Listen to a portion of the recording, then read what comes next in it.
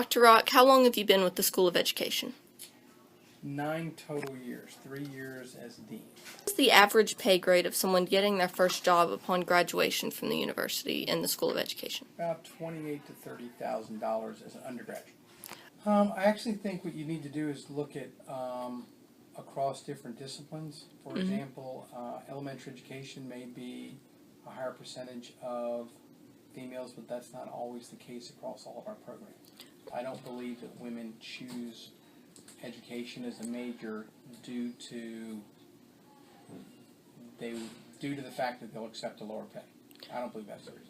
Why do they choose that? Some people say it's a calling. Some people say it's a passion. Some people believe it's cultural. I think it depends on where you might come. The other issue, it depends on your family and where what it was like for you in your family. I mean, for me, my parents didn't want me to become a teacher. I ended up becoming a teacher, so it's something that we try to change. I think the trends are changing, but I guess I look at it a little bit differently. The minority right now we have in elementary education are males, so I'm actually looking for ways to try to attract men into the profession, and money helps, but it's not just simply money. Okay. Now, granted, I would say that if we can get a $10,000 pay increase, it would help right now. But you also, if you look over the next 5 years, some of those numbers are shrinking because we don't have as desperate a teacher shortage as we did 5 years ago. Overall, actually across the United States, because of the economy and because of, especially in other states, job losses, cutting back in education, not as many teachers, increasing class sizes, so less teachers are needed in certain schools. Mississippi is a little bit different. We have a teacher shortage in some specified areas in the state, but in other areas we don't. It's not as easy to get a job in teaching.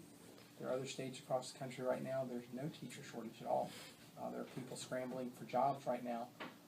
We do have openings. Last count, Jackson Public Schools had 99 vacancies for certified teachers. So we do, but unfortunately it depends. Some people would like to teach right here in Oxford because they love Oxford, and that's a problem. We don't have a shortage maybe right down the street. Right. One great program we have right now is the Mississippi Excellence in Teaching Program. It's a full scholarship for math and English teachers, and you really can get not only scholarship tuition, but you can also get room and board. It pays for a study abroad experience. It pays for attendance at a conference, computer. It's about $26,000 per year. Wow. And that is being provided to the top performers in schools, also community college transfers, but because of the Common Core state standards that are being implemented, we're looking to attract 10 math education and 10 English education students into the profession right now. So it is about funding. When you provide those types of dollars, we do increase the number of, let's just say, top performers for both genders. Right. So, you can't ignore the economy right now, and people have made serious changes in their thoughts about school when you can walk out of Ole Miss right now if you enter that program completely debt-free. I mean completely, including $6,000 for study abroad.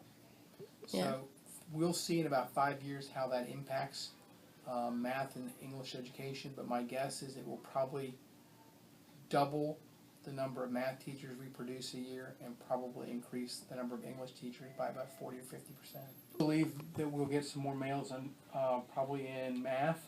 We'll get a few more in English, but the bottom line is we still do not have the number of female math and science teachers that we need. We still don't. We just don't. And I don't believe it's not a math shortage, teacher shortage. It's actually an issue for all of our STEM areas, science, technology, engineering, and math. We need to do a better job of recruiting top performers in schools, and as a math teacher, it has to be cool.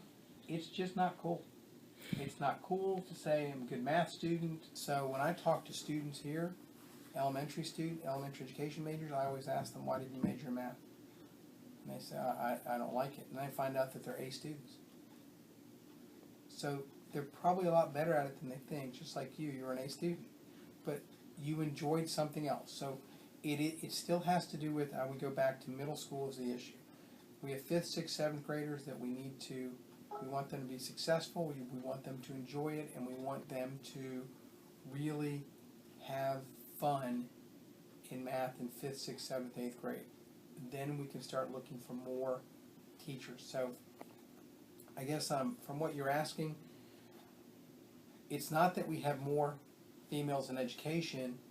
I think that we need to recruit more women into the math and sciences, as well as recruit more men into maybe early elementary grades, because it's possible that a child can actually go through kindergarten through 8th grade and not even have a male teacher, a male role model for someone that might not, a male child that may not have a male role model in their life.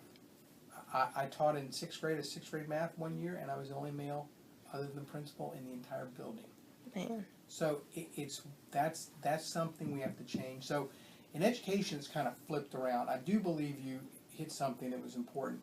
Financially, for money, we have to increase the pay. If we're really gonna make a difference, we have to recruit people like you. And the only way we're gonna recruit people like you that are being successful students right now is to actually say and show them that it can be rewarding. You can make a very good living, and you can be successful financially if you're a teacher. And right now, it's not a bad starting pay. Mm-hmm. There's not a lot of room for advancement. Right. So, if I told you the starting pay is $30,000, you can graduate from college right now, and some jobs pay more, some don't. I mean, they really don't. So, and if you didn't have a job, then a lot of people start thinking about teaching, because $30,000 is a lot better than $15,000. Absolutely. But, we need people to think about, well, if it was $45,000, great income at 25 years of age. Yeah.